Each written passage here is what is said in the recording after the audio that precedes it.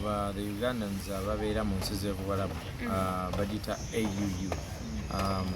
Oba omanyi nnyo abantu ababeera mu diaspora bakola conventions zaabwe, waliwo ya North America, waliwo ya UK, abe South Africa balina eyaabwe, neya UAE ebadde ejja nga ebaawo. So this time around gugenda beera omulundi gwabwe ogw'omusanvu, and this time around they are trying to see how they can Uganda begasse batya to better the lives of fellow Ugandans, to become one unit, to become a chain that supports each other. But Uganda buli party gyalimu mu nsi thriving. I'll give you an example of Nigerians. Nebogenda Vietnam, okimanyi aba Nigeria gye bali ate nga bali okay, nga bemanyi nebogenda nebojja wane Uganda by the way obasanga kusala amalodi nga bakoze akakuukulu kaabwe. So it is through such conversions that we get disciplines that help us become better people. Yeah. Abantu basinga bafulumako ne bagenda ebweru oba Bulaaya, tuyite e Bulaaya, abamu tebadda, mwinamu ekirowoozo ky'obutadda mutandikirawo mweyongere. Tugende kukyai. I have a company, I have businesses here, man. I am the most celebrated radio presenter according to Ipsos. Number 1. Which means ndi bulungi waneeno. Nina company kola obulamu, Confix Agency, which is doing okay. Nina tours and travel. Abantu tubatwala e Dubai ne tubatwala all over Uganda and other parts of the world. Kati ebiwenva wano mbirekeraani. Abantu bange ab'oku radio ne TV mbaagala, nyina show yange ya YouTube mugimanyi Deep Talk. Omusajja yavuddeyo n'agamba mbu oba n'agamba kya watuddewo wennyini. Eddy Kenzo yavuddeyo n'agamba mbu nno olina ekibuuzo kye wamubuuza ekyamunyiga, wamugamba teyasoma. No, such mugamba. When actually that very specific interview, nabuuza Palaso, nemubuuza nakozesa ebigambo bino wammanga, osobola okugenda eno birala ne ngamba respectfully, because I was conscious about the question I was going to ask. Nembuuza ekibuuzo nti mukwata mutya omuntu ataasoma ne mumuwa federation agikulembere. Even before those words left my mouth, I knew they would hurt Kenzo. But I have to be able to separate friendship and emotions from the job. Nkola show sinze yekwatira camera, sinze yekwatira omuzindaalo. There's a team that etegeka n'ebibuuzo ebyo for the show to become the best show that you see. Kati nze nga Henry bwe baba bampadde ekibuuzo ekyo sina right ekijjako, you understand? And at the end of the day also facts are facts. Omuntu avayo n'agamba Henry olina dread naye ekiwalaata tukiraba kijja, kati ate munyigire, you understand? So at the end of the day facts are facts, but out of professionalism and courtesy kyova olaba n'omukulu Palaso we nali ntudde naye namugamba respectfully. Naye era munaye ebyokunyiga tebibulamu. But we talked about it actually because namusaba a Deep Talk. Nangamba ekintu kyekimu. Nangamba onsaba otya Deep Talk ate wobanga ogamba nti saasoma. So on behalf of the station, the show, nze nga face waayo, nze abagenda okubwa emiggo from Eddy Kenzo, because ebigambo byava mu nze. But then at the end of the day, ebibuuzo ebimu birina okubuuzibwa. If I wake up and I have an interview with Museveni, or if I have an interview with any big person, ekibuuzo kirina obuuzibwa professionally, mba nyina okukola kyo. Even if it's my mother, mba nyina okukibuuza because it is what the show demands. Yeah. Gwe nga Mr. Henry wajjusa okudda mu kwate wali nnyo wa interview one on one n'omuntu, bino bitandika okuvaayo okyejjusa? No, my agency, the slogan, Engombo Kwentambulira, is building legacies. I want you to do this, olwaleero oba olaba video eno.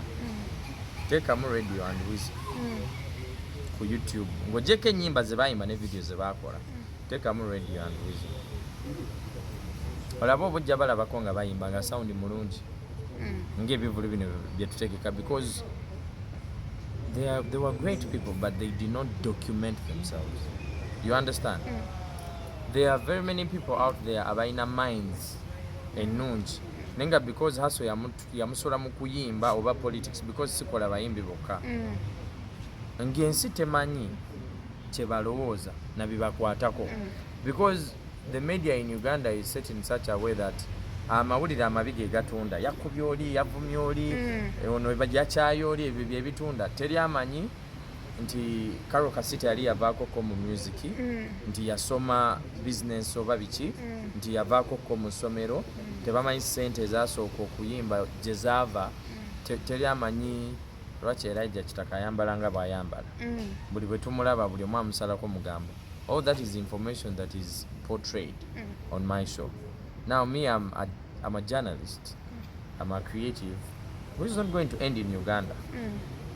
I need to set my bar so high so that tomorrow when you see me on BBC or CNN, chenkolanga muchekakasa.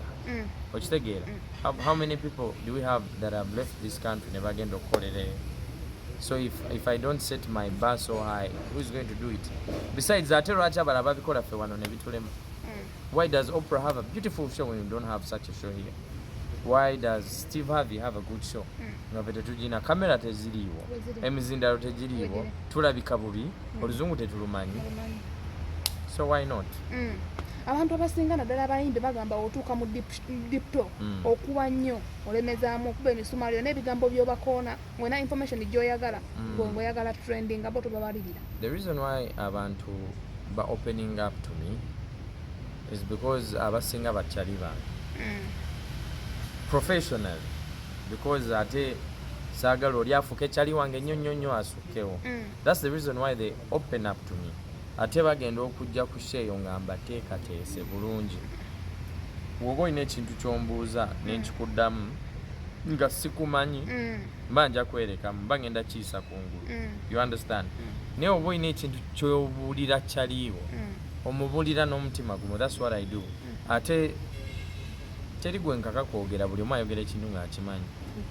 For instance, abantu abavuddeyo, let me give you an example of Pinky.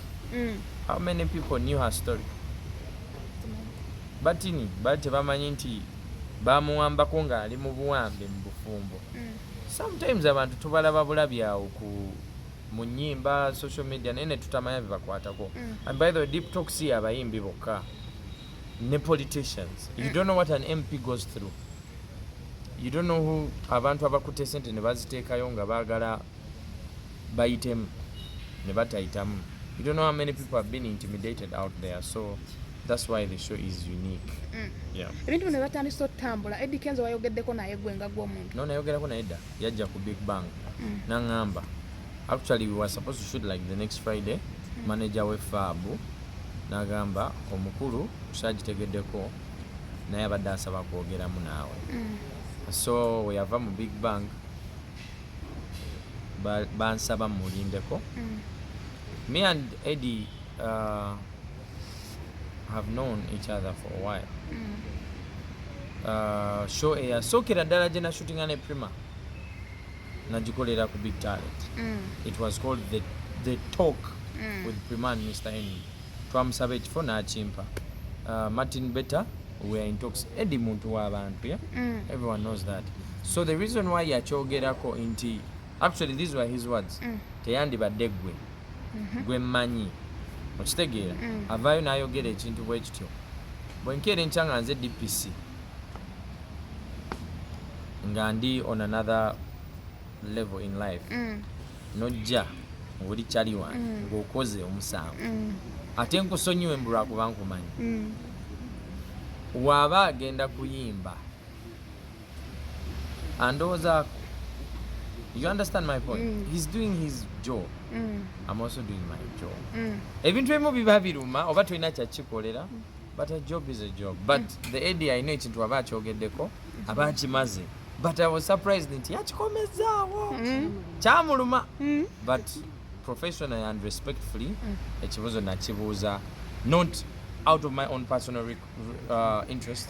Show si yange. I'm the host of the show, but it's not my show. Yes, I post it on the YouTube, but it is content by Galaxy TV as well. So, what you kubuuza ekibuuzo ekyo? No. How professional would I be? Singa si kibuuza. You start failing in your career if you fear taking risks. Yes, nga bwe nkugambye nali nkimanyi nti kigenda luma naye oba olina okukibuuza. Olina wogambye nti respectfully okibuuza. Naye ate mu njogera yo n'ogamba nti bwe bakugamba nti omeze ekiwalaata kituufu nga kizze.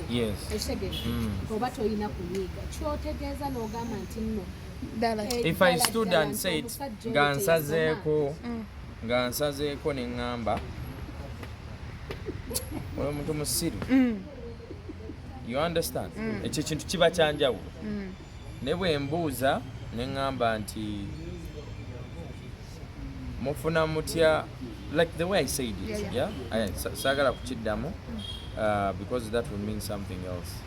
Mba nkola mulimu gwange nange. Kitegeera what you're trying to ask is not something I can answer because education in a different levels. Education is enlightenment. If I enlighten you about something,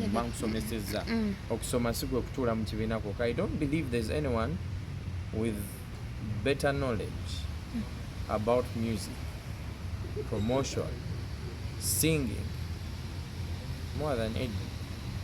Why? Yeka ina Grammy nominee, aina BET.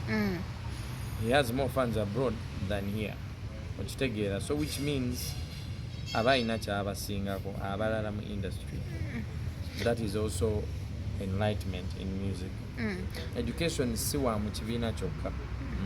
Omuntu ali yayinza okugamba n'ogaba ebigambo kati by'oyogera oli Kwetondera Eddy Kenzo ku kyewayogera. As a person, I apologize to him when I had a one-on-one with him. You know, musajja muwanvu nnyo. Yayimirira nange nali ngambo bagenda kumpisaamu ng'oluyi. But man to man, Chiringa, the problem is, I don't know how to explain it to you. Chiringa bwenga nkumanyi ng'oli munnamawulire. Nga nabbye essimu. For example, nonkuba. Nengamba naye naawe ammanyi. Obanga bampayiriza nti nzibe essimu. Naye naawe ammanyi wandibyogedde. So I think that's why it hurt deep. But if I start apologizing to everyone, I take a timangenda kwetondera buli omu. Professional kati lwaki mba nejjusa. Nasalawo okukola omulimu ogwo because ngusobola. The reason why kisheri bwetyo is because it's the way it's supposed to be. If tables turned around, naye nga yali mu ntebe yange aba asobola okubuuza ekibuuzo ekyo. Ate ye wandisanze nga yandinyiiziza maybe abantu bangi okusinga nze benyiiziza. But I try as much as possible to be professional.